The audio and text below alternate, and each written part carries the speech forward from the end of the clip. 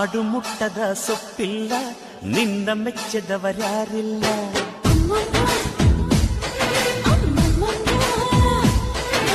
ಜೇನಿಗಿಂತ ಸಿಹಿ ಬೇರಿಲ್ಲ ನಿನ್ನ ಮುದ್ದಿಗಿಂತ ಸಿಹಿ ಬೇಕಿಲ್ಲ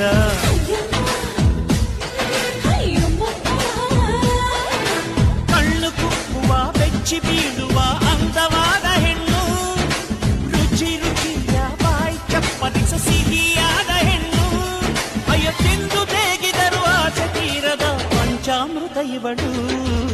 ಅಮ್ಮಮ್ಮಮ್ಮ ಬಯ್ಯಾರಮ್ಮಮ್ಮ